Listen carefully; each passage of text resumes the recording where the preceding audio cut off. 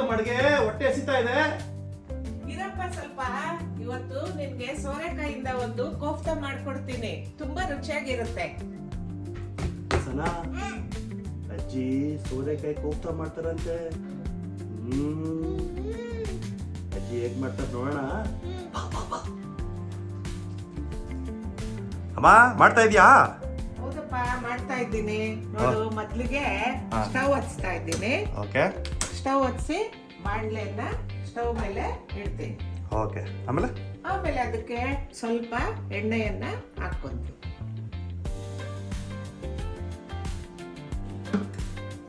ಆಮೇಲೆ ಏನ್ ಮಾಡ್ಬೇಕಪ್ಪ ಅಂದ್ರೆ ಗ್ರೇವಿಗೆ ನಾವು ಇದನ್ನೆಲ್ಲ ಸ್ವಲ್ಪ ಫ್ರೈ ಮಾಡ್ಕೊಳ್ಬೇಕು, ಆಯ್ತಾ? ಓಕೆ ಮಾ. ನೋಡು, ಈಗ ಮೊದ್ಲಿಗೆ ಈರುಳ್ಳಿಯನ್ನ ಹಾಕ್ತಾ ಇದ್ದೀನಿ. ಹಾ.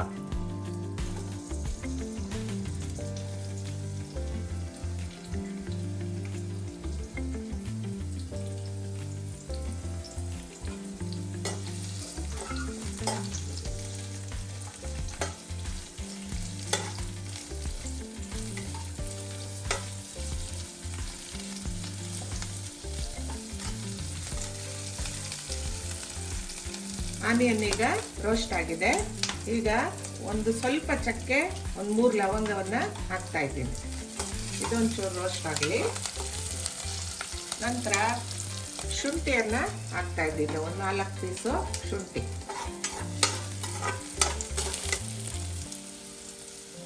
ಶುಂಠಿ ಆದಮೇಲೆ ಈಗ ಒಂದು 7-8 ಗೋಡಂಬಿಯನ್ನ ಹಾಕ್ತಾ ಇದ್ದೀನಿ.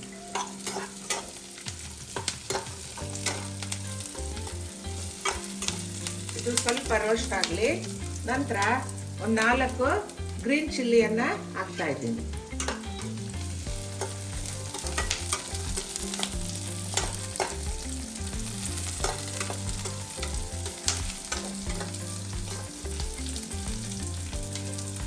ಆಮೇಲೆ ಟೊಮೆಟೊ ಹಾಕ್ತಾ ಇದ್ದೀನಿ, 1-2 ಟೊಮೆಟೊ ಹಾಕ್ಕೊಂಡಿದ್ದೀನಿ.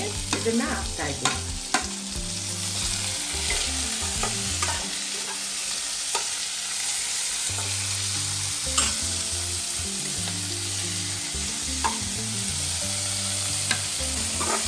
ಇದೆಲ್ಲ ರೋಸ್ಟ್ ಆಗಿದೆ. ಈಗ ಲಾಸ್ಟಲ್ಲಿ ಒಂದು ಪುದೀನ ಎಲೆ ಮತ್ತೆ ಕೊಬ್ಬರಿಯನ್ನ ಹಾಕ್ತಾ ಇದ್ದೀನಿ. ಒಣ ಕೊಬ್ಬರಿನಮ್ಮ ಇದು? ಇಲ್ಲ, ಹಸಿ ಕೊಬ್ಬರಿ. ಹಸಿ ಕೊಬ್ಬರಿನ ಸ್ವಲ್ಪ ರೋಸ್ಟ್ ಆಗಲಿ ಇದು.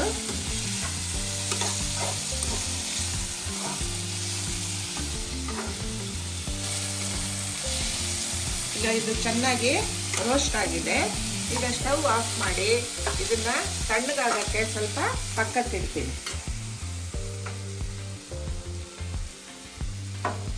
ಪಕ್ಕಕ್ಕೆ ಇಟ್ಟಿದ್ದೀನಿ.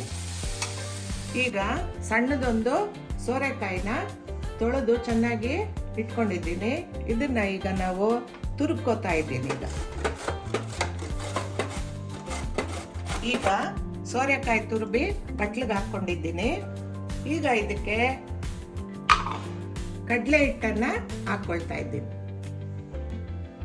ಒಂದು 4 ಸ್ಪೂನು ಕಡಲೆ ಹಿಟ್ಟನ್ನ ಹಾಕೊಳ್ತೀನಿ.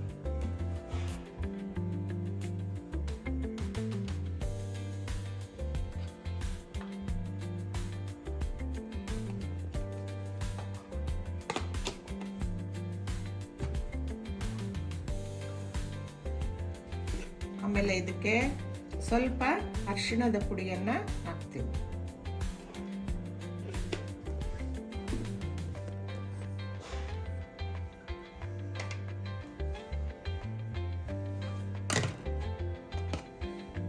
ಒಂದು ಅರ್ಧ ಸ್ಪೂನ್ ಆಗಷ್ಟು ಖಾರದ ಪುಡಿಯನ್ನ ಹಾಕ್ತಾ ಇದ್ದೀನಿ.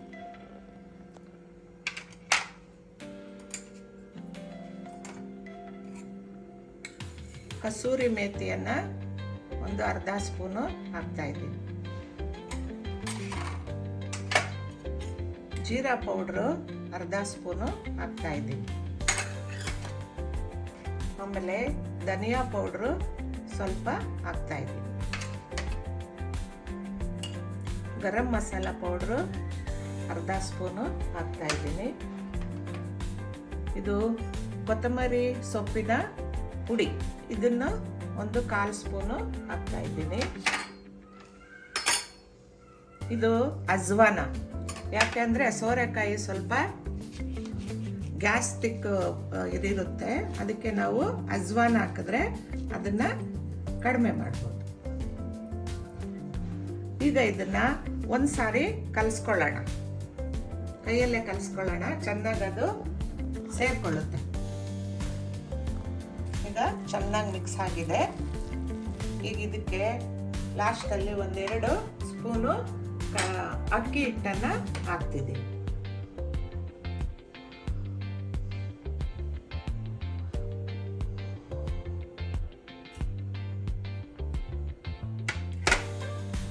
ಆಮೇಲೆ ಸಾಲ್ಟನ್ನು ಹಾಕ್ತಾ ಇದ್ದೀನಿ, ಒಂದು ಅರ್ಧ ಸ್ಪೂನ್.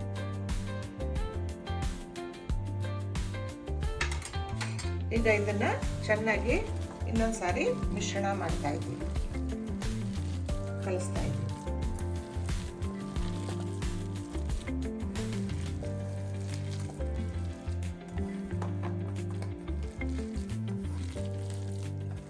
ಇದು ಚೆನ್ನಾಗಿ ಕಲಸಿಟ್ಟಿದ್ದೀನಿ.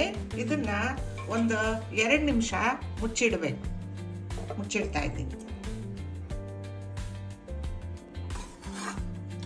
ಈಗ ಇದು ತಣ್ಣಗಾಗ್ಲಿ ಅಂತ ಆಗ್ಲೇ ಇಟ್ಟಿದ್ವಲ್ಲ, ಅದನ್ನ ಈಗ ನಾವೇನ್ ಮಾಡಬೇಕು ಅಂದ್ರೆ ಜಾರ್ ತಗೊಂಡು ಹಾಕೊಂಡು ಇದನ್ನ ಜಾರಲ್ಲಿ ಹಾಕಿ ಚೆನ್ನಾಗಿ ಪೇಸ್ಟ್ ಮಾಡ್ಕೋಬೇಕು.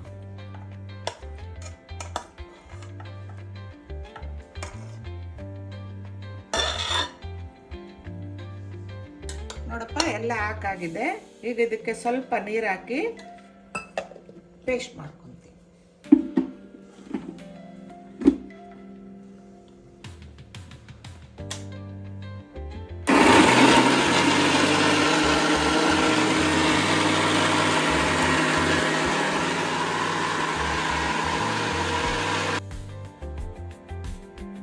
ಈಗ ಇದು ಚೆನ್ನಾಗಿ ಪೇಸ್ಟ್ ಆಗಿದೆ. ಈಗ ಕೋಫ್ತಾಗೆ ಗ್ರೇವಿಯನ್ನ ರೆಡಿ ಮಾಡ್ಕೊಳ್ಳೋಣ. ಮೊದಲು ಸ್ಟವ್ ಹಚ್ಚಿ ಬಾಣಲೆಯನ್ನ ಇಡ್ತಾ ಇದ್ದೀವಿ. ಬಾಣಲೆಗೆ ಸ್ವಲ್ಪ ಎಣ್ಣೆ ಹಾಕ್ತೀನಿ.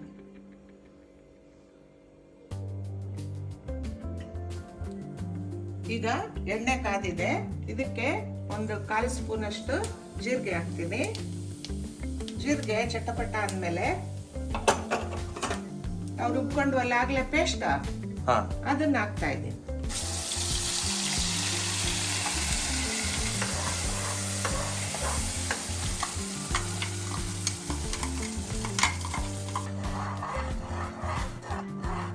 ಈಗ ಇದಕ್ಕೆ ನಾನು ಈಗ 1 ಸ್ಪೂನ್ ಆಗಷ್ಟು ಖಾರದ ಪುಡಿಯನ್ನ ಹಾಕ್ತಾ ಇದ್ದೀನಿ.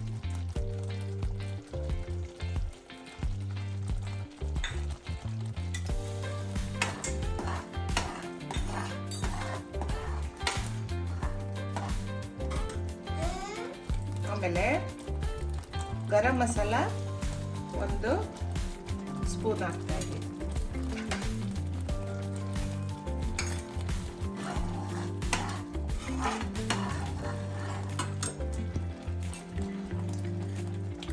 ಧನಿಯಾ ಪುಡಿ 1 ಸ್ಪೂನ್ ಹಾಕ್ತಾ ಇದ್ದೀನಿ.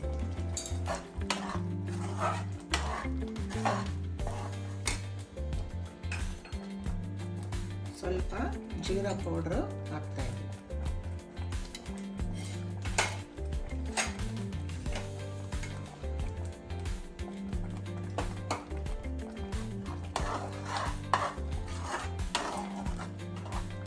ಆಮೇಲೆ ಮೊಸರು 1 ಮುಕ್ಕಾಲು ಕಪ್ಪು ಮೊಸರನ್ನ ಹಾಕ್ತಾ ಇದ್ದೀನಿ.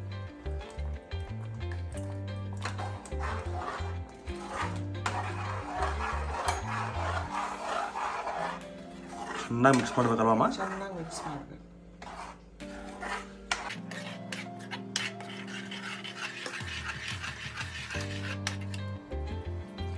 ಈಗ ಲಾಸ್ಟಲ್ಲಿ ಸ್ವಲ್ಪ ಕೊತ್ತಂಬರಿ ಸೊಪ್ಪಿನ ಪೌಡ್ರನ್ನ ಹಾಕ್ತಾ ಇದ್ದೀನಿ. ಆಮೇಲೆ ಸ್ವಲ್ಪ ಕಸೂರಿ ಮೇಥಿಯನ್ನ ಹಾಕ್ತಾ ಇದ್ದೀನಿ.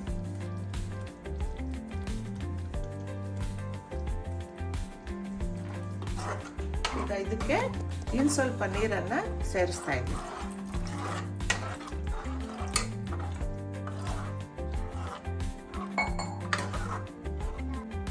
ಈಗ ಇದು ಕುದೀತಾ ಇದೆ, ಒಂದು 5 ನಿಮಿಷ ಇದು ಕುದೀಲಿ. ಈಗ ನಾನು ಇನ್ನೊಂದು ಕಡೆಗೆ ಕೋಫ್ತಾಗೆ ರೆಡಿ ಮಾಡ್ಕೊಳ್ತೀನಿ. ಸ್ಟವ್ ಹಚ್ಚಿ ಬಾಣಲೆನ ಇಡ್ತಾ ಇದ್ದೀನಿ.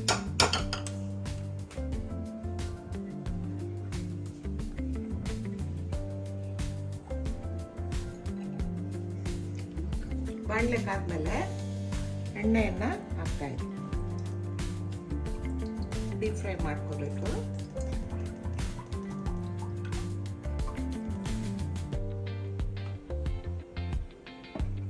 ಎಣ್ಣೆ ಚೆನ್ನಾಗಿ ಕಾಯಿ. ನೋಡಪ್ಪ, ಈಗ ಎಣ್ಣೆ ಕಾದಿದೆ. ಈಗ ನಾವು ಹಾಗೆ ಕಲಸಿಟ್ಕೊಂಡಿದ್ವಲ್ಲ, ಇದನ್ನ ಉಂಡೆ ಮಾಡ್ಕೋಬೇಕು ಈ ತರ.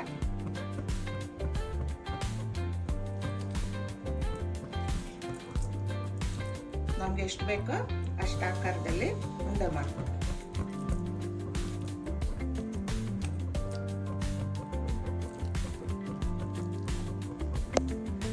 ನೋಡಪ್ಪ, ಈ ತರ ಉಂಡೆಗಳನ್ನ ಮಾಡ್ಕೊಂಡು ನಿಮ್ಗೆ ಎಷ್ಟು ಆಕಾರ ದೊಡ್ಡದು ಬೇಕು ದೊಡ್ಡದು, ಚಿಕ್ಕದು ಬೇಕೋ ಚಿಕ್ಕದು ಮಾಡ್ಕೊಳ್ಳಿ. ಆಮೇಲೆ ಈ ಉಂಡೆಯನ್ನ ಕಾದಿರುವಂತ ಎಣ್ಣೆಗೆ ಒಂದೊಂದೇ ಹಾಕೋಣ.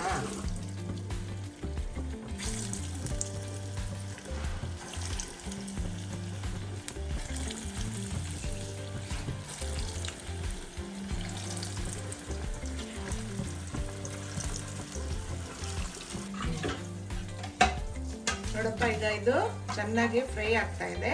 ಈಗ ಇನ್ನೊಂದು ಕಡೆಗೆ ಇದನ್ನ ತಿರುಗಿಸ್ಕೊಳ್ಳೋಣ. ಈಗ ಇದು 2 ಕಡೆನೂ ರೋಸ್ಟ್ ಆಗಿದೆ.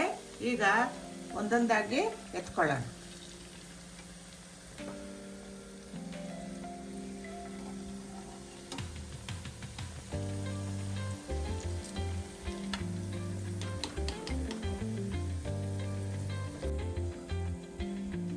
ನೋಡಪ್ಪ, ಈಗ ಟಿಶ್ಯೂ ಹಾಕಿರುವ ತಟ್ಟೆ ಮೇಲೆ ಈ ಉಂಡೆಗಳನ್ನ ಹಾಕೊಂಡಿದ್ದೀನಿ. ಟಿಶ್ಯೂ ಹಾಕೊಂಡ್ರೆ ಆಯಿಲ್ ಎಲ್ಲ ಹೀರ್ಕೊಳ್ಳುತ್ತೆ. ಆಮೇಲೆ ಇದನ್ನ ನಾವು ಆಗ್ಲೇ ಮಾಡ್ಕೊಂಡಿದ್ದೀವಲ್ಲ ಗ್ರೇವಿ, ಇದಕ್ಕೆ ಹಾಕೊಳ್ಬೇಕು. ನೋಡಪ್ಪ, ಈ ಗ್ರೇವಿಗೆ ಈ ಉಂಡೆಗಳನ್ನ ಒಂದೊಂದಾಗಿ ಹಾಕ್ತಾ ಇದ್ದೀನಿ. ನೋಡಪ್ಪ, ಈಗ ಎಲ್ಲ ಉಂಡೆಗಳನ್ನು ಗ್ರೇವಿಯಲ್ಲಿ ಸೇರಿಸಿದ್ದೀನಿ. ಇದು ತಿನ್ನಕ್ಕೆ ಬಹಳ ಚೆನ್ನಾಗಿರುತ್ತೆ. ಮತ್ತೆ ಇದು ರೊಟ್ಟಿ ಜೊತೆ, ಮುದ್ದೆ ಜೊತೆ, ಅನ್ನದ ಜೊತೆ, ಎಲ್ಲದ್ರ ಜೊತೆ ತಿನ್ಬೋದು. ಮಕ್ಳಿಗಂತೂ ಇದು ಬಹಳ ಇಷ್ಟ ಆಗುತ್ತೆ. ಈಗ ಸೋರೆಕಾಯಿ ಕೋಫ್ತಾ ರೆಡಿ ಆಗಿದೆ. ಇದನ್ನ ಟೇಸ್ಟ್ ನೋಡೋಣವಾ? ನೋಡೋಣ ಬಾ. ತಗೋಪ್ಪ, ಊಟ ಮಾಡು. ನೋಡು, ಸೋರೆಕಾಯಿ ಕೋಫ್ತಾ ರೆಡಿ ಆಗಿದೆಯಲ್ಲ, ಇದನ್ನ ತಿಂದು ನೋಡಿ ಟೇಸ್ಟ್ ಹೇಗಿದೆ ಅಂತ ಹೇಳು. ಚೆನ್ನಾಗೂ ಇಡು. ಓಕೆ. ಸಾಕು ಫ್ರೆಂಡ್ಸ್, ಟೇಸ್ಟ್ ಮಾಡ್ತಾ ಇದ್ದೀನಿ.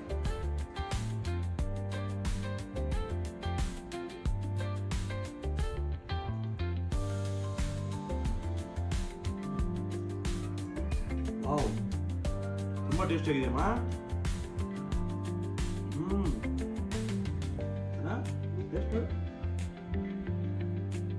ಹೆಂಗಿದೆ ಮಗಳ? ಚೆನ್ನಾಗಿದೆಯಲ್ಲ?